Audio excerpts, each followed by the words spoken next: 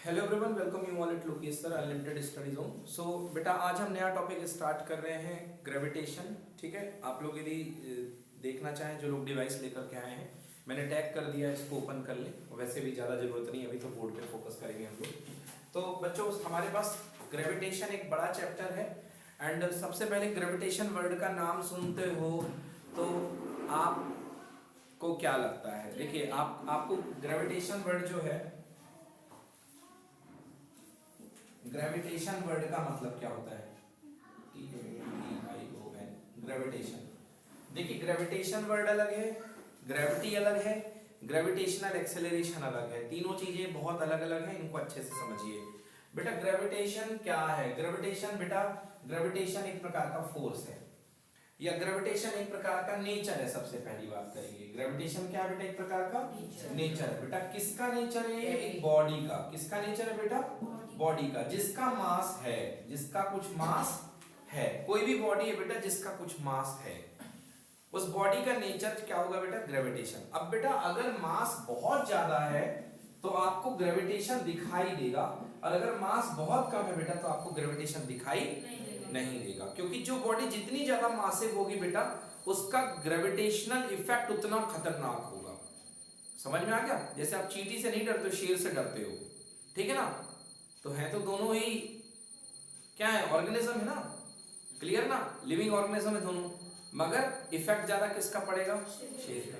तो ऐसे ही बेटा मास किसी का बहुत कम है तो उसका ग्रेविटेशन बहुत कम होगा, और जिसका मास बहुत ज्यादा है तो उसका ग्रेविटेशन। तो व्हाट इज ग्रेविटेशन? ग्रेविटेशन एक इफेक्ट है। ग्रेविटेशन क्या है? एक इफेक्ट है। और बेटा इफेक्ट मतलब फोर्स, इफेक्ट मतलब फोर्स। तो ग्रेविटेशन मतलब आप यदि किसी मासिव बॉडी के आसपास होते हो, अगर किसी मासिव बॉडी, कोई मासिव बॉडी है, ज्यादा मास है कम मास है अलग बात है, ज्यादा मास है कम मास है अलग बात है, तो किसी मैसिव बॉडी के अगर आसपास होते हो तो वो एक फाइनाइट डिस्टेंस तक आपके ऊपर फोर्स लगाती है। क्या लगाती है बेटा? फोर्स लगाती है। क्लियर हो गया? तो बेटा जो जिस फोर्स से आपको वो अट्रैक्ट करती है, जिस फोर्स से आपको क्या करती है? अट्रैक्ट करती है, उसको बोलते हैं ग्रेविटेशनल फोर्स। क्या बोलते हैं उसको? Gravitational force. समझ में आ गया? तो ग्रेविटेशन क्या बेटा? गुण है। ग्रेविटेशन क्या है? गुण है। किसी बॉडी की प्रॉपर्टी, किसी बॉडी का नेचर है, किस चीज को अट्रैक्ट करने का, किसी को क्या करने का? अट्रैक्ट करने का। लाइक मैं यहाँ पर एक मैसिव बॉडी हूँ, और एक मैसिव बॉडी आप सबको अट्रैक्ट करने की कोशिश कर रही है, तो अट्रैक्ट किया, this nature is called gravitation. This nature is called gravitation. But बात ये आती है, अट्रैक्ट किया तो मैंने कितनी जोर से किसी को धीमे से अट्रैक्ट किया, किसी को जोर से, किसी को धीमे से। यस और नो? मतलब मेरा फोर्स सबके लिए क्या है? अलग अलग। मेरा फोर्स क्या है? अलग अलग। तो उस अमाउंट ऑफ फोर्स को हम बोलते हैं ग्रेविटेशनल फोर्स। क्या बोलते हैं उस अमाउंट ऑफ फोर्स को? Gravitational force. तो ग्रेविटेशनल फोर्स की यहां से डेफिनेशन निकल करके आ रही है। क्या डेफिनेशन निकल करके आ रही है? तो ग्रेविटेशन फोर्स की डेफिनेशन ये निकल करके आ रही है यहां से कि इस प्लैनेट में जितनी भी, प्लैनेट के यूनिवर्स में जितनी भी बॉडीज होती हैं बेटा, वो एक बॉडी, एक मैसिव बॉडी दूसरी मैसिव बॉडी को अपनी तरफ क्या करती है? अट्रैक्ट करती है। क्या करती है? अट्रैक्ट करती है, with the force of attraction, with the force of attraction. Okay, ये एक मैसिव बॉडी दूसरी मैसिव बॉडी को अपनी तरफ अट्रैक्ट करती है, एंड इस फोर्स को हम बोलते हैं ग्रेविटेशनल फोर्स। क्या बोलते हैं इस फोर्स को? Gravitational force. ये केवल अट्रैक्टिव नेचर का होता है। किस नेचर का होता है? अट्रैक्टिव नेचर का। क्लियर हो गया बेटा?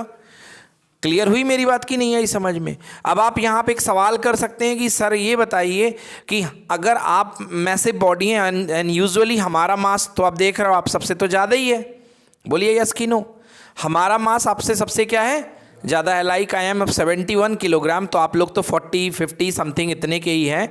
तो मैं अब यहाँ पर मैं आपको अट्रैक्ट क्यों नहीं कर पा रहा हूँ? एक सवाल उठता है आपके मन में, समझ गए ना? नहीं तो बिल्कुल करना चाहिए अट्रैक्ट, हमें बिल्कुल आपको अट्रैक्ट करना चाहिए, तो हम क्यों नहीं कर पा रहे हैं? करते हैं लेकिन उतना ज्यादा नहीं रहता, फोर्स ऑफ अट्रैक्शन नहीं हो पाता। देखिए हम, हाँ एक तो ये है कि मैं उतना जोर का एक्सेलरेशन आपको नहीं दे पा रहा हूं कि आप उछल करके मेरे पास आ जाएं। इसका रीज़न वही है जो चांद का और अर्थ का रीज़न है। ये बताइए कि अर्थ है, बोलिए हाँ है ना? यहाँ पे अर्थ है, और अर्थ के ऑर्बिट में कौन है बेटा? चांद है। अर्थ के ऑर्बिट में कौन है?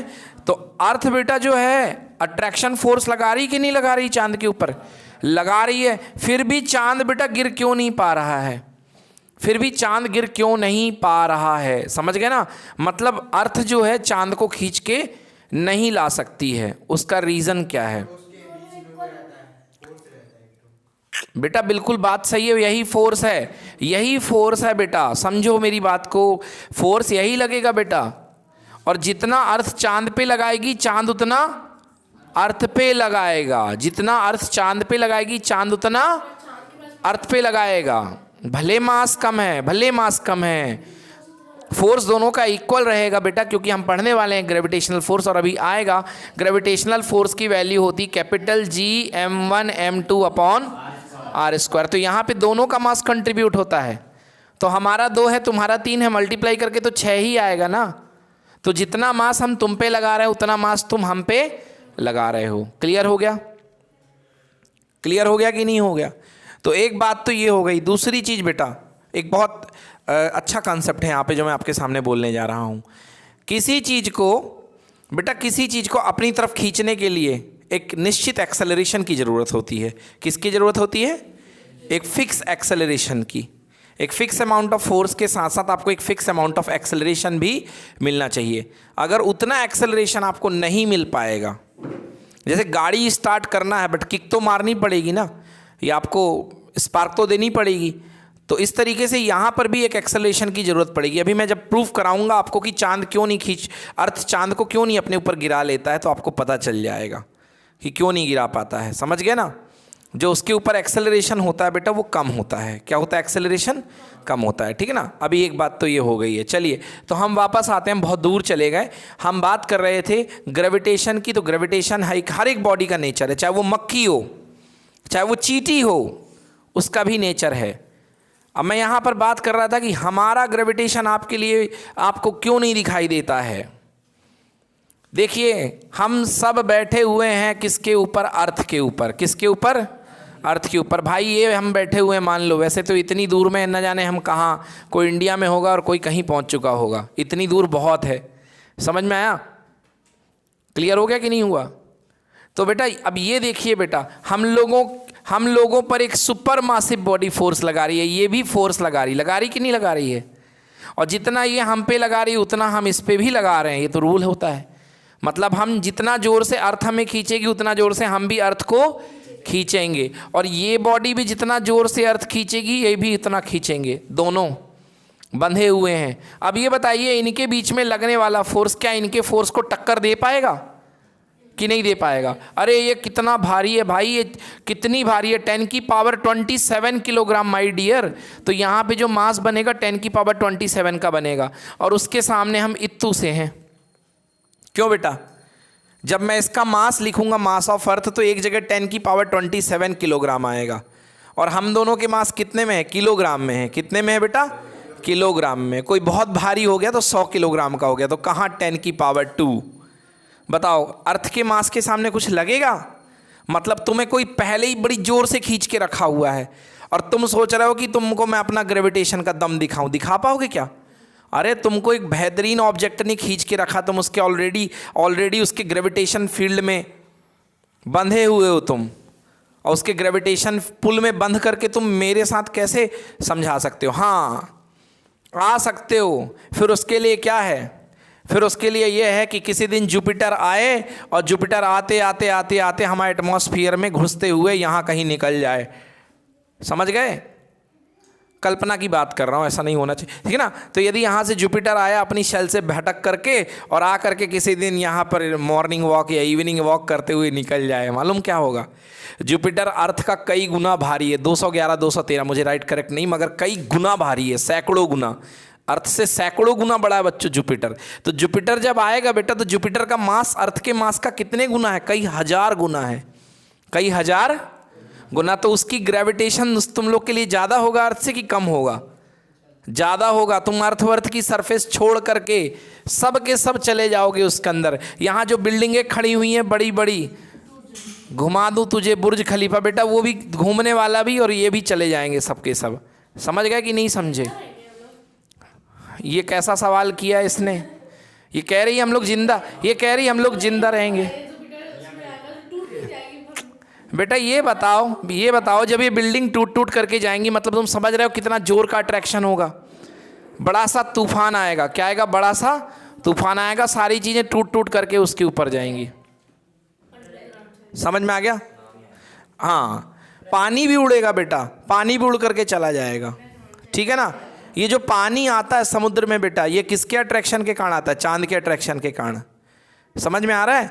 चांद, क्योंकि अर्थ का 78% पार्ट क्या है? वाटर है। क्या है बेटा? अर्थ का 78% पार्ट वाटर है। तो मैंने आपको बताया कि जितना फोर्स अर्थ चांद पे लगाती है, उतना फोर्स चांद किस पे लगाता है? अर्थ पे। बोलो यस और नो। अब अगर सॉलिड बॉडी होती तो वो तो उठ नहीं सकती थी, मगर पानी तो जाने की कोशिश करेगा ना, तो क्या करता है? हिलोरे मारता है पानी। क्या करता है बेटा? हिलोरे मारता, ऊपर की तरफ उठ। तो चांद के कारण ही बेटा।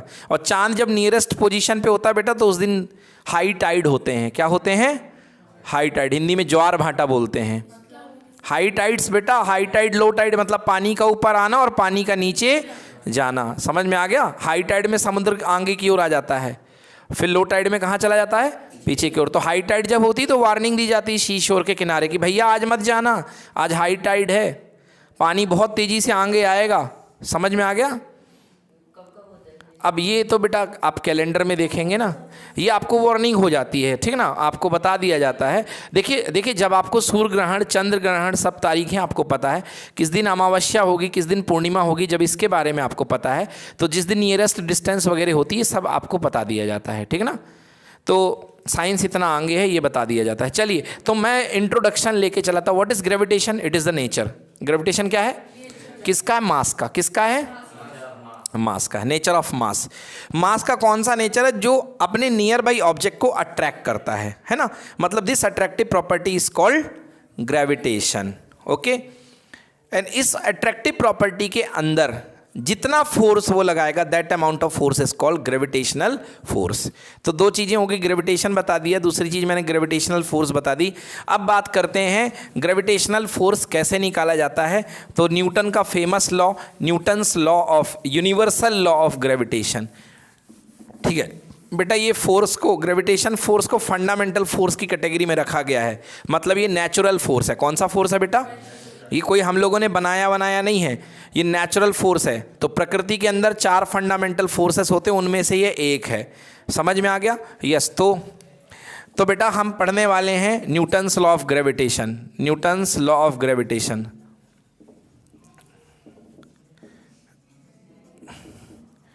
ठीक है। Yes, Newton's law of gravitation, ठीक है। वेदांत मोबाइल बेटा बैक करके रख दो, ठीक है ना, बिल्कुल फ्लैप करके रख दो। कोई बच्चा मोबाइल नहीं उठाएगा जब तक मेरी परमिशन ना हो। तो न्यूटन्स लॉ ऑफ ग्रेविटेशन क्या कहलाता है बेटा? न्यूटन्स लॉ ऑफ ग्रेविटेशन में बताया न्यूटन साहब ने कि अगर आपके पास 2 मासे बॉडी हो बेटा, अगर एक का मास m1 है और दूसरे का मास कितना है? m2 है, तो ये दोनों मासे बॉडी एक दूसरे को अपनी तरफ अट्रैक्ट करती हैं। पहला दूसरे को खींचेगा और दूसरा पहले को खींचेगा। आगे जब आप बड़े हो जाओगे तो फिजिक्स पढ़ोगे बेटा, ये वाला फोर्स में ये खींच रहा है, तो बेटा इसको बोलते हैं फोर्स ऑन 1 ड्यू 2, और इसको बोलते हैं फोर्स ऑन 2 ड्यू 1, है ना। मतलब 1 पर 2 की वजह से लगने वाला फोर्स, तो 1 वाला उधर गिरा जाएगा, और 2 पर 1 की वजह से लगने वाला फोर्स, तो 2 वाला इधर गिरा जाएगा। तो दोनों एक दूसरे को क्या करते हैं? खींचते हैं। दोनों एक दूसरे को खींचते हैं, अट्रैक्ट करते हैं, अपनी ओर बुलाते हैं, अपनी ओर बुलाते हैं। समझ में आ गया? दोनों एक दूसरे को अपनी ओर बुलाते हैं। अब वो दोनों हो सकता है कि आपस में पास में आ जाएं, आपस में पास में आ जाएं, और हो सकता है कि ना भी आए, हो भी सकता है ना भी आए। जैसे ये पेन है बेटा, तो ये पेन है, अगर इस पेन को आप छोड़ोगे तो ये ज़मीन में गिरेगी। क्या हो जाएगी? ज़मीन में गिरेगी। ऐसा नहीं होगा कि आधी दूर तक ये भी आए, ज़मीन भी उठ के आ जाए ऊपर, कि हम भी आ जाएं, हम भी आ जाएं, चलो दोनों मिल जाएं, है ना। ऐसा नहीं होगा। तो ये किसके पास जाएगी बेटा? ज़मीन के पास जाएगी, अर्थ के पास जाके टकराएगी। अभी आपको रीज़न भी मैं बताऊंगा कि आखिर ये ही क्यों जाती है अर्थ के पास में। समझ में आया? जैसे इसका मतलब समझो बेटा, एक्सेलरेशन का मतलब समझो। हम दोनों ने हाथ मिलाया, हम दोनों ने क्या मिलाया? हाथ मिलाया। अब हाथ बिल्कुल स्ट्रेस्ड है, मतलब दोनों ने इक्वल फोर्सेस से हाथ मिलाया, किसी बच्चे ने हमसे। अब दोनों ने मजाक में सोचा कि चलो एक काम करते हैं, झटका जोर का मारते हैं। तो भाई साहब मैंने बड़ी जोर का झटका मारा, उसी साइमल्टेनियसली उसने भी मारा झटका, मगर वो स्टूडेंट है तो उसका झटका क्या रहेगा? कम रहेगा। अब बताओ वो मेरी तरफ आकर के गिरेगा कि मैं उसकी तरफ आके गिरूंगा? हाँ, वो स्टूडेंट मेरी तरफ आकर के गिरेगा ना। तो बस यही जो झटका मैंने लगाया ना, जो शॉकिंग फोर्स लगाया, यही एक्चुअली एक्सेलरेशन था। क्या था ये? एक्सेलरेशन। तो अर्थ का इस पर एक्सेलरेशन ज़्यादा है, बहुत ज़्यादा, बहुत ही ज़्यादा। अभी आएगा आपको डेरिवेशन में। इसलिए यही जाकर के अर्थ में ये जाकर के अर्थ के ऊपर गिरेगा। फोर्स दोनों के बराबर हैं, याद रखना। जितनी जोर से ये अर्थ को खींच रहा है उतनी जोर से अर्थ इसको भी खींच रही है। ये बहुत ना पचने वाली बात है, मगर आपको समझना होगा, इस बात को मानना पड़ेगा। जितनी जोर से ये अर्थ को खींच रहा है उतनी जोर से अर्थ भी इसको खींच रही है। चलिए, तो क्या कहता है बेटा ये लॉ? सो आपने क्या देखा? This is force 1 2, this is force 2 1, but हम 1 2 2 1 की बात नहीं करते, हम दोनों को F मान लेते हैं, क्योंकि अमाउंट वाइज दोनों इक्वल होते हैं। तो क्या है बेटा, देखो ये लॉ क्या कहता है, चाहे F12 निकालो, चाहे F21 निकालो, चाहे इसको सिंपल F बोल दो। दिस लॉ ये कहता है कि दोनों प्लैनेट के बीच में, प्लैनेट क्यों कहूँगा, मास कहूँगा, दोनों मास के बीच में लगने वाला force is directly proportional to product of their masses. मतलब इनके बीच में लगने वाला फोर्स इनके मास के प्रोडक्ट के प्रोपोर्शनल होता है। मतलब मास जितना ज़्यादा, फोर्स उतना ज़्यादा।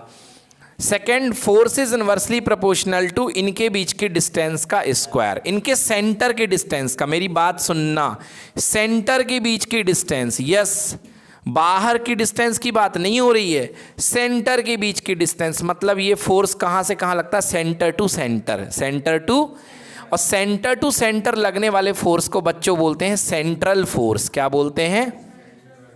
हाँ, नहीं, सेंट्रीपिटल नहीं है बेटा, सेंट्रल फोर्स। कौन सा फोर्स बेटा? Central force. जैसे मैं तुम्हारे बाल खींच के तुमको उठाऊंगा तो तुम्हारे बाल खींचने से ये मेरा फोर्स तुम्हारे सेंटर पे नहीं लगेगा, क्योंकि तुम्हारी बॉडी का सेंटर तो यहाँ कहीं पर होगा ना।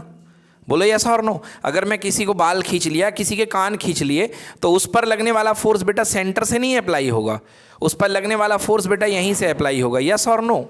सो बेटा यहाँ पर जो है ये centre to centre force act करता है, that force is called central force. So guys, so this is the first equation, this one is the second equation. Now merge them. So on merge them we can get F is proportional to m1 m2 divided by r square. Okay, अब बेटा proportionality का निशान हटाते हैं तो क्या आता है? कांस्टेंट आता है। यस, यहाँ पे कोई कांस्टेंट आएगा। आज तक तो आप k कहते थे, उसका नाम नहीं पता था, मगर इस k की वैल्यू निकाल ली गई। ये कांस्टेंट क्या है? g, m1 m2 upon r square. Yes, ये बताओ बेटा, ये जो लॉ मैंने बताया, ये मैंने क्या आपको ऐसा बोल के बताया? मैंने ये लॉ किसके लिए बताया? यूनिवर्स के लिए बताया कि अर्थ के लिए बताया? हाँ, मैंने बोला कि किसी भी मास के लिए, कहीं का हो। इसलिए बेटा इसको Newton's universal law of gravitation भी बोलते हैं। कौन सा law? Universal law. So this law is called universal law. Yes, क्योंकि ये हर जगह अप्लाई है, हर जगह फिट होता है। So this is universal law of gravitation and G is called universal gravitational constant. क्या कहलाता है? Yes, so g is called universal gravitational constant. Yes, this is universal gravitational constant. Okay, G की value होती है universal gravitational constant. ठीक है, चलो तो और जी की वैल्यू हेनरी कैंडविश ने फाइंड की थी एक एक्सपेरिमेंट से। कैंडविश, हाँ, यस, जी की वैल्यू आप बता रहे हैं। इसकी वैल्यू बेटा आपको वैसे एग्जाम में लिख कर 6.67 इंटू 10 की पावर माइनस 11, 10 की power minus 11 unit newton metre square per kilogram square. ये यूनिट होती है newton metre square per kilogram square. अब आप बोलोगे सर ये तो कैसे कैसे रट लेंगे, यूनिट कैसे रटेंगे? तो यूनिट में आपको निकालना सो सिंपल बता देता हूँ। देखो बेटा, इसको अकेला कर दो, जिसकी यूनिट चाहिए उसको क्या कर दो? अकेला। देखो बेटा, तो आपके पास फॉर्मूला क्या है? F equal to G m1 m2 by r square, है कि नहीं है? बोलो। तो बेटा F इंटू आर स्क्वायर और जी को रोक लो और नीचे क्या आएगा? बोलो m1 m2। बोलो बच्चों, पढ़ा रखा मैंने। फोर्स को किस में नापते हैं? न्यूटन में। डिस्टेंस को किस में? मीटर में। कौन बोला डिस्टेंस को किलोग्राम में? भाई डिस्टेंस पूछ रहा हूँ, r is the distance, r is the distance. तो आर डिस्टेंस है, डिस्टेंस को किस में नापेंगे? मीटर में। तो 2 डिस्टेंस है, पावर 2 है, तो मीटर स्क्वायर। नीचे मास कितने बार है? 1 बार कि 2 बार? तो किलोग्राम इंटू किलोग्राम कितना हो गया? Kilogram square. कितना हो गया? Kilogram square. तो बेटा ये जी की यूनिट आ गई। क्या आ गई? ये जी की यूनिट आ गई, समझ में आ गया। So unit of capital G मतलब यूनिवर्सल ग्रेविटेशनल कांस्टेंट। क्या यूनिवर्सल ग्रेविटेशनल कांस्टेंट पानी के लिए, समुद्र के लिए, मार्स के लिए, जुपिटर के लिए, सेट है ना, और जो भी प्लैनेट है, प्लूटो, यूरेनस जो भी हैं, क्या उनके लिए अलग अलग होगा कि सेम होगा? सेम होगा। प्लैनेट टू प्लैनेट इसकी वैल्यू कभी बदलेगी? नहीं बदलेगी, समझ में आ गया। धूल, हवा, मिट्टी, पानी कुछ भी रहे, क्या इसकी वैल्यू किसी मीडियम पे डिपेंड करेगी? नहीं, समझ गए ना। तूफान चल रहा हो दो मासिव बॉडी के बीच में, तब भी इनकी वैल्यू क्या रहेगी? सेम रहेगी। पानी बरस रहा हो, ओले गिर रहे हो, है ना, आग नहीं बरस सकती, है ना, तो इसलिए इनकी वैल्यू क्या रहेगी? सेम रहेगी। Done. So this is first topic अपना, हमारा पहला टॉपिक हो चुका है। This is called universal law of gravitation. Yes, कोई डाउट? यहाँ पर वैल्यू, ओके, जी की वैल्यू आपने, जी की वैल्यू इतनी याद रखनी है आपको। जी की वैल्यू कांस्टेंट है, इसकी वैल्यू फाइंड की गई 6.67 into 10⁻⁻11 Newton metre square per kilogram square. इसके बाद मैंने जी की यूनिट बताई। बेटा ये वाला पार्ट कैसे याद रखोगे? तो जी को अकेले रोक लो, एफ के साथ r² अपॉन क्या हो जाएगा? m1 m2। तो एफ को बोलते हैं न्यूटन में नापते हैं, मीटर स्क्वायर r² की जगह, और kilogram into kilogram, kilogram square. तो ये जी की यूनिट कंप्लीट हो गई, नोट कर लीजिए इसको। तो बच्चों यहाँ पे न्यूटन्स ग्रेविटेशनल लॉ, हमारा यूनिवर्सल ग्रेविटेशनल लॉ यहाँ पे कंप्लीट हो जाता है। अब यहाँ पर हम थोड़ी सी आपको एक अलग बात बता रहे हैं। देखिए, अलग बात का टॉपिक है अब ग्रेविटी बता रहा हूँ। What is gravity? ग्रेविटी, तीन चीजें बता दी मैंने। Number 1 gravitational, number 2 gravitational force. Gravitational is a nature, gravitational force is the mass, amount of force, okay, force acting between two bodies, attraction force. Now gravity की बात आती है। बेटा जब भी ग्रेविटी वर्ड देख लो, इसका मतलब समझ लो सब कुछ अर्थ के लिए है। What is gravity? Gravity means gravitational force of earth, gravitational force of earth. बस ग्रेविटी जहां भी आ जाए तो इसका मतलब समझ लो ग्रेविटेशनल फोर्स ऑफ अर्थ की बात हो रही है। अन्य प्लैनेट की ग्रेविटी कहने का हमको अधिकार नहीं है। अन्य प्लैनेट के लिए हम ग्रेविटेशन वर्ड यूज करेंगे, मगर हम अर्थ के लिए क्या यूज करेंगे बेटा? ग्रेविटी। बस इतना सा फर्क है। तो आइए देखते हैं हम क्या बात करते हैं। Gravity as a centripetal force. अब आ गया भाई साहब सेंट्रीपिटल फोर्स। ग्रेविटी सब बता रहे हैं, gravity as a centripetal force, ठीक है ना। Gravity is a centripetal force. देखिए आप क्या है, आप एक बाल्टी ले लीजिए, एक बाल्टी ले लेंगे और उस बाल्टी को अपने तरफ ऐसे खींचने का प्रयास करेंगे तो बाल्टी खिंच जाएगी, इसमें कोई नई बात नहीं है, बाल्टी अपने तरफ खिंच जाएगी। या आपका कोई फ्रेंड है, आप उस फ्रेंड को खींचने का प्रयास कीजिए तो वो आपकी तरफ खिंच जाएगा। वो स्टेशनरी खड़ा हुआ है और वो आप उसको खींचेंगे तो खिंच जाएगा, ये हो गया। अब दूसरा तरीका, आप उस फ्रेंड को हाथ पकड़ करके, या घर के छोटे बच्चे के साथ आपने ये किया ही होगा, उस बच्चे को हाथ पकड़ करके पहले धीरे धीरे मोशन दे दो, धीरे धीरे क्या करो? मोशन दे दो। और फिर भाई साहब उसको घुमाना शुरू करो। क्या करो? उसको घुमाना। आप देखो उस बच्चे में खिंचाव आ जाएगा, उसके पैर हवा में लटक जाएंगे, उसके पैर क्या हो जाएंगे? हवा में लटक जाएंगे और बढ़िया पूरा वो खिंचा हुआ महसूस करेगा। मगर अब वो आपकी तरफ नहीं आएगा, अब वो सर्कुलर मोशन कर रहा होगा। क्या कर रहा होगा? ऐसे ही बाल्टी में पानी भर लो, पहले बाल्टी लूज रहेगी, अब एक काम करो, धीरे धीरे घूमना शुरू करो। क्या करो? धीरे धीरे घूमना शुरू करो। भाई मैं इसको हटा दूँ नहीं तो ये मेरे पे लपेट जाएगी ना, मैं घूमूंगा तो, है ना। ये हटा दिया मैंने, तो अब घूमना शुरू करा आपने, अभी भी लपेट जाएगी, ठीक है ना। तो ये ऐसे ऐसे आपने घूमना शुरू करा, अब देखोगे बाल्टी धीरे धीरे ऊपर उठना शुरू हो जाएगी, हो जाएगी। अब जब आप पूरे तरीके से फ्लो में आ जाओगे तो बेटा बाल्टी एकदम फ्लैट हो जाएगी, एकदम क्या हो जाएगी? और यकीन मानना एक भी पानी नहीं गिरेगा। मैंने आपको एक वीडियो भी भेजा था, इवन आप वर्टिकल सर्किल में भी अगर आप उसको घुमा लेंगे तो पानी का एक बूंद भी नहीं गिरेगा। मैं फिर से आपको वीडियो भेज दूंगा, तो पानी का एक बूंद भी नहीं गिरेगा बेटा, क्योंकि उस समय वही मैं कह रहा हूँ कि जैसे देखो, अगर आप एकदम से, जैसे वो लड़कियाँ हाथ में क्या वो बना के खेलती हैं, ऐसे वो हाथ ऐसे क्या बोलते हैं उसको? हाँ, हुला हू। तो ये हुला हू बना करके जो खेलते हैं बेटा, ठीक है, हुला हू बना के खेलते हैं, तो आपने उसमें देखा होगा, उसमें वो फुल फोर्स से एक दूसरे को खींच देती हैं, है ना। मतलब उसमें ये रहता कि तुम मुझे मत छोड़ना, मैं तुम्हें नहीं छोड़ूंगी, ठीक है ना। अरे यार जो भी होता है यार, तुम समझ गए ना, बस काफ़ी है। तो उसमें वो बना करके खेलती हैं। अच्छा वो रिंगर, हाँ, तो जो भी रिंगर हो जैसे, तो अगर उसमें आप जोर से, अगर आप उसमें स्टेशनरी रुक करके खींचोगे तो एक दूसरे के ऊपर आ जाएंगी, समझ गए ना। बट बेटा वो इतने जोर से एक दूसरे को मोशन देती हैं कि सर्कुलर पाथ में मोशन करते रहता। तो देखो बेटा क्या होगा, इधर सुनो, यहाँ देखो। तो बेटा सेम है चांद के साथ, सेम किसके साथ है? अगर बेटा चांद रुका होता, अगर क्या होता चांद, तो बेटा ये भड़ाक से आकर के इसके ऊपर, अर्थ के ऊपर गिर जाता। मगर बेटा वही हो रखा है, चांद को एक मोशन दे रखी है। चांद को क्या दे रखी है? और चांद की टाई पकड़ के अर्थ घुमा रही है। जैसे तुम किसी दोस्त की टाई पकड़ लो और उसको घुमाते जाओ मोशन दे करके, वो कभी तुम्हारे ऊपर नहीं गिरेगा, वो घूमता ही रहेगा। जैसे ये रस्सी लेकर के आप घुमा रहे थे, हर बेटा फीलिंग को पकड़ो बेटा, मारना नहीं है ना। तो बेटा यहाँ पे जैसे आप रस्सी लेकर के आप किसी बाल्टी को घुमाओगे तो घूमते ही रहेगा। तो इस तरीके से जो बेटा जितने भी सैटेलाइट होते हैं बेटा, वो ऑर्बिटल मोशन करते हैं, क्योंकि उनको एक निश्चित फाइनाइट वेलोसिटी दे दी जाती है, और इस वेलोसिटी को बोलते हैं ऑर्बिटल वेलोसिटी। क्या बोलते हैं बेटा? इसी सिद्धांत पे बेटा हमारे सैटेलाइट भी घूम रहे हैं। जो हमारे सैटेलाइट हैं, आर्टिफिशियल सैटेलाइट आपने देखे होंगे ना, चंद्रयान 2, चंद्रयान 3, ये सब के सब क्या है बेटा? आर्टिफिशियल सैटेलाइट है कि नहीं है? तो इनको बेटा अलग अलग ऑर्बिट पे घुमाया जा रहा है। चंद्रयान तो हालांकि लैंड हुआ है बेटा, मगर हमारे आर्यभट्ट 1, इनसेट 1, इनसेट 2, इनसेट 3, रोहिणी 1, रोहिणी 2, ये सब हमारे क्या है? सैटेलाइट्स हैं। तो ये सैटेलाइट बेटा अलग अलग ऑर्बिट में चक्कर मार रहे हैं, अलग अलग ऑर्बिट में क्या मार रहे हैं? क्लियर हो गया?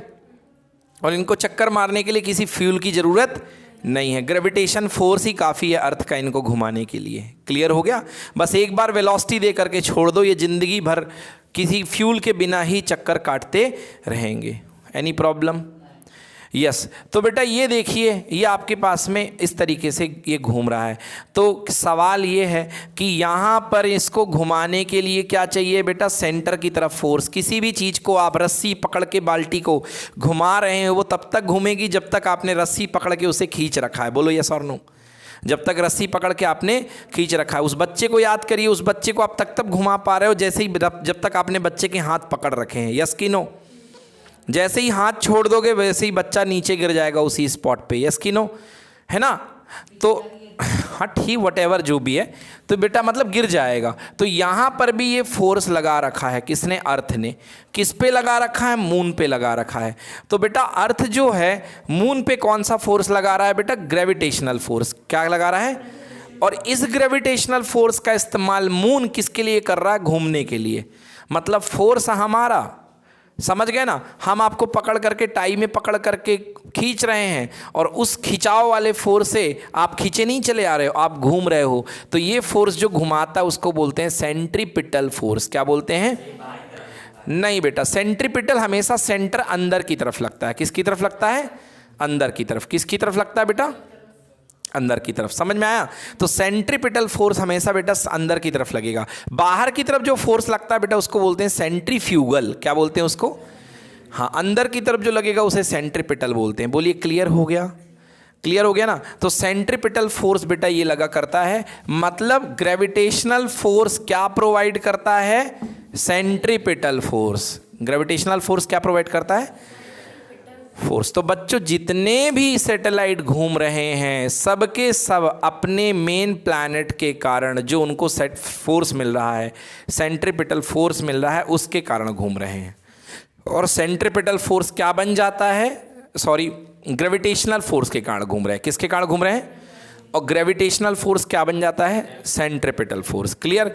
तो आप लोग देखिए यहाँ पे शीट में लिखा हुआ है, gravitational pull prevent the object from flying off and instead keeps it moving at a uniform speed along a circular orbit. Yes, यहाँ पे ये कहा जा रहा है कि ग्रेविटेशनल पुल के कारण पार्टिकल फ्लाइंग ऑफ नहीं हो पाता है, मतलब इसको छोड़ करके भाग नहीं पाता है। जैसे आप सोचो, क्या मून कभी छोड़ करके भाग पाएगा अर्थ को? नहीं, कभी नहीं भाग पाएगा, क्योंकि अर्थ का उस पर क्या लग रहा है? कॉन्स्टेंटली ग्रेविटेशनल फोर्स लग रहा है। भाई आप एक बच्चे की घुमा करके टाई पकड़े के घुमा रहे हो उसको, तो जब तक आप टाई नहीं छोड़ोगे क्या तब तक वो फ्लाई ऑफ हो पाएगा? नहीं हो पाएगा। एक बाल्टी को रस्सी से पकड़ करके आपने घुमाने रखा है, तो क्या वो बाल्टी कभी टूट जा पाएगी? नहीं टूट पाएगी। अब एक्सीडेंटल केसेस की बात नहीं करो यहाँ पे कि सर रस्सी टूट गई, ये सब बात नहीं हो रही यहाँ पे।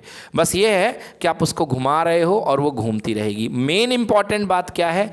ग्रेविटेशनल फोर्स ही क्या देता है? Centripetal force. समझ गए?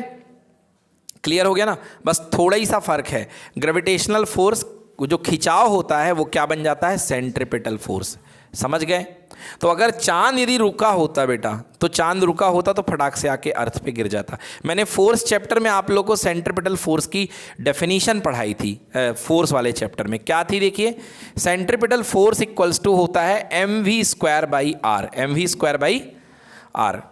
तो mv²/r बेटा v इसकी स्पीड है। v क्या है? इसकी स्पीड। इन केस अगर बेटा v इक्वल टू 0 कर दो, लो भाई साहब v इक्वल टू कितना कर दिया? तो जैसे v इक्वल टू 0 कर दोगे तो सेंट्रिपिटल फोर्स क्या हो जाएगा? 0। मतलब वेलोसिटी अगर आपने 0 कर दी, चांद को अगर रोक दिया मोमेंट भर के लिए, तो चांद पर लगने वाला सेंट्रिपिटल फोर्स क्या हो जाएगा? 0 हो जाएगा और ये भड़ाक से आकर के आपके ऊपर गिर जाएगा। समझ में आ गया ना? तो ऐसा कभी होना नहीं है, ठीक है ना? सो this is called centripetal force. चलिए अगला क्वेश्चन है, अगला क्वेश्चन आपसे मैं पूछ रहा हूं, why don't satellite falls on the earth? Satellite earth पे क्यों नहीं गिरती हैं? ठीक ना? देखिए सैटेलाइट अर्थ पे क्यों नहीं गिरती हैं, तो कंसेप्ट आपको यही मैंने पढ़ा दिया है। सैटेलाइट अर्थ पे क्यों नहीं गिरती हैं? देखिए, Y don't satellite falls on earth. Concept देखिए, ये आपके पास में अर्थ है और आप एक फिक्स ऑर्बिट में सैटेलाइट को घुमा रहे हैं, ठीक ना बच्चों? सैटेलाइट अर्थ के एक फिक्स ऑर्बिट में घूम रहा है। आपने कभी ISS का नाम सुना हो, international space station. International space station, कई कंट्रीज़ मिल करके बेटा एक अपना स्टेशन बनाई हुई हैं स्पेस पे, बहुत बड़ा सा, ठीक है ना? उससे बेटा दिन भर क्या करते हैं बेटा? अर्थ की इमेजेस वगैरह ली जाती हैं, ठीक ना? और स्पेस की गतिविधियों पर क्या रखी जाती है? नज़र रखी जाती है ना? तो लगभग 311 किलोमीटर पे बेटा वो स्पेस स्टेशन लगातार अर्थ के चारों तरफ क्या कर रहा है? घूम रहा है, ठीक है? तो बेटा ये मान लीजिए बेटा ये है सैटेलाइट है। अब बात ये है कि हमारे ऊपर सैटेलाइट गिर क्यों नहीं जाता है किसी दिन आकर के ऐसे ही? तो सैटेलाइट क्यों नहीं गिर जाता? बिल्कुल वही कंसेप्ट है। देखो भैया, ये ग्रेविटेशनल फोर्स से बंधा हुआ है। इस पर कौन सा फोर्स लग रहा है? Gravitational force. और ऐसा नहीं, ग्रेविटेशनल फोर्स के साथ ये ग्रेविटेशनल फोर्स इसको केवल फोर्स देने के लिए यूटिलाइज नहीं हो रहा है, इसको सेंट्रिपिटल फोर्स देने के लिए यूटिलाइज हो रहा है। मतलब इसके साथ साथ इसको एक फिक्स वेलोसिटी दे रखी गई है, फिक्स वेलोसिटी दे रखी गई है, जिसके कारण वो लगातार उस फिक्स वेलोसिटी से क्या हो रहा है? घूम रहा होता है। बोलो हाँ है ना? अच्छा बेटा, इस मजे की बात है, स्पेस में फ्रिक्शन भी नहीं है। स्पेस में क्या? परफेक्ट वैक्यूम है। स्पेस में क्या है? परफेक्ट वैक्यूम है। बोलो है कि नहीं है? स्पेस में क्या है? Perfect vacuum. कोई गैसेस नहीं है, एटमॉस्फेयर खत्म होने के ऊपर कोई गैसेस, और कोई गैसेस नहीं है तो किसी प्रकार का फिक्शन नहीं है। मतलब जो जितनी स्पीड से चल रहा है उसकी स्पीड को कम करने वाला कोई भी वहाँ पर नहीं है। टकराने को, अरे वो तो टकराना तो एक रेयर केस की बात है, कोई आ जाए, बहुत ही मतलब बहुत ही ऐसा कम केस है कि कोई आकर के टकरा जाए। हो सकता है, ऐसा नहीं कह सकते कि नहीं हो सकता। हाँ, अब आ करके टकराएगा तो फिर उसके कई चीज़ें हैं कि आ करके टकराया तो किस डायरेक्शन में टकराया। पता चला इस डायरेक्शन में टकराया तो ये जा करके कहीं अनंत रूप से इनफाइनाइट डिस्टेंस में स्पेस के कहीं कोने में किसी और गैलेक्सी में भग जाएगा, कहाँ निकल करके हजारों करोड़ों किलोमीटर जा करके खो जाएगा। बोलो यस कि नो? तो स्पेस तो बेटा कोई ख़त्म होने वाला है ही नहीं है, तो ये हो जाएगा। समझ में आ गया ना? तो अब ये नहीं कि टकराएगा तो अर्थ पे ही गिरेगा। हाँ, अब ऐसा जोर से टकराया कि उसने इसकी स्पीड बिगाड़ दी और इसको आगे की ओर धकेल दिया। कहाँ धकेल दिया? हाँ, आगे की ओर धकेल दिया। अब मान लो आगे की ओर धकेलने के बाद इतना जोर से इसको धक्का दिया कि ये मोशन करते करते करते अर्थ के एटमॉस्फेयर में आ गया। किस में आ गया? अर्थ के एटमॉस्फेयर में। फिर बेटा ये जैसे ही एटमॉस्फेयर के अंदर आएगा तो जल जाएगा। क्या हो जाएगा बेटा? अर्थ का फ्रिक्शन बहुत ज़्यादा है बेटा, एयर का फ्रिक्शन बड़े बड़े मीटरॉइड्स को जला देता है। तो ये सैटेलाइट क्या है? नन्हा सा। समझ में आ गया? क्लियर हो गया? तो इसलिए क्या कर देगा बेटा? इसको ये बर्न कर देगा, जला देगा। समझ में आ गया ना? तो मोस्ट ऑफ द मीटरॉइड्स बेटा हमारे एटमॉस्फेयर में आते ही जल जाते हैं। समझ में आ गया? वहाँ का फ्रिक्शन कुछ नहीं है। तुम वहाँ पर स्पेस में तुम 500 किलोमीटर पर आवर क्या 4000 किलोमीटर पर आवर से दौड़ रहे होगे। मतलब सोचो 4000 किलोमीटर पर आवर से, या एक सेकंड में मान लो कितने हजार किलोमीटर, मगर तुम्हें पता ही नहीं चलेगा। तुम्हें लगेगा आहा कितना स्मूथ है। स्पेस सूट पहन करके बहुत ज़ोर से किसी को धक्का दे दिया जाए, मतलब इन 1 आवर में कितने किलोमीटर, लाख किलोमीटर भी बोल दो चलो, मगर उसको तनक भी पता नहीं चलेगा, क्योंकि वहाँ हवा है ही नहीं है। तुम्हें तेज पता चलता है, तुम गाड़ी तेज चला रहे होते हो, तब पता चलता है ना कि जब तुम्हें बहुत ज़ोर की हवा लगती है सामने से या लोग निकलते दिखाई देते हैं। वहाँ तो एवरीवेयर ब्लैक, पूरा स्पेस ब्लैक है, इधर भी ब्लैक इधर भी ब्लैक, ना तुम्हें कुछ दिख रहा है, बस सन टिमटिमाता हुआ कहीं दिख जाए, समझ गए। हाँ, तो क्या बताया मैंने, satellite are always falling toward the earth but never reaching it. हाँ, तो why don't satellite fall into the earth, satellite are always falling toward the earth but never reaching it. Second, satellite have high enough horizontal velocity so that constantly miss the earth. देखो भाई, इसमें 2 reason दिए हैं। एक reason तो मैंने बता दिया कि एक सैटेलाइट जो है वो क्यों नहीं गिरेगा, और अगर गिरा तो क्या होगा, गिरता है तो क्या होगा। बेटा ये बताओ, तुम किसी पत्थर को रस्सी पे बांध करके ज़ोरदार तरीके से घुमा रहे हो यूं, ये भैया हीरो बने हुए मोहल्ले के, और पत्थर को बांध करके घुमा रहे हो ज़ोरदार रस्सी से, बोलो हाँ है ना। अब मान लो रस्सी टूट गई, अब मान लो रस्सी टूट गई, तो वो पत्थर तुम पे आके घलेगा कि किसी दूसरे पे घलेगा? तुम पे तो नहीं घलेगा, समझ गए भाई साहब। तो तुम पे घलने वाला नहीं है। क्यों? क्योंकि बेटा मान लो इस समय यदि ये सैटेलाइट यहाँ पे, तो इसकी वेलोसिटी का मुख चेहरा देखो, ये है चेहरा इसकी वेलोसिटी का, है कि नहीं है? मतलब ये यहाँ से यदि यहाँ आ रहा है तो इसके अगर मान लो ग्रेविटेशन ख़त्म हो गया किसी वजह से, या कुछ भी हो गई गड़बड़ी, तो अगर ये गिरेगा भी तो बेटा इसकी वेलोसिटी का चेहरा देखो, सुई इस तरफ से जाएगा, बोलो है ना। अब अर्थ की तो ऑर्बिट के बड़ी ऑर्बिट में है, ऑलरेडी इतनी बड़ी तो डिस्टेंस ले रखी है, तो वो कहाँ जाएगा? कहीं और जा कर के गिर जाएगा। बोलो आ गया समझ में ना। तो पहली चीज़ तो गिरेगा इसलिए नहीं क्योंकि ग्रेविटेशनल पुल से बंधा रहता है, और दूसरी चीज़ यदि गिरेगा तो इतनी दूर गिरेगा कि पूछो ही मत, समझ गए ना। तो इसलिए अर्थ के सैटेलाइट हमारे ऊपर गिरने के कोई चांसेस नहीं है। जो खुद के अपने सैटेलाइट हैं उनके गिरने के ना के बराबर चांसेस हैं। हाँ, दूसरे म्यूटराइट्स वगैरह हैं उनके गिरने के चांसेस हैं। कई म्यूटराइट्स इसके पहले भी अलग अलग टाइम पर अर्थ पे गिरे हैं। चलिए ठीक है, तो आज के लिए इतना ही, अब इसको फिनिश करते हैं। अब आप लोग जो है, आप लोग अब क्या लिख लीजिए, इसकी थ्योरी निकाल करके कंप्लीट कर लीजिए। Thank you so much.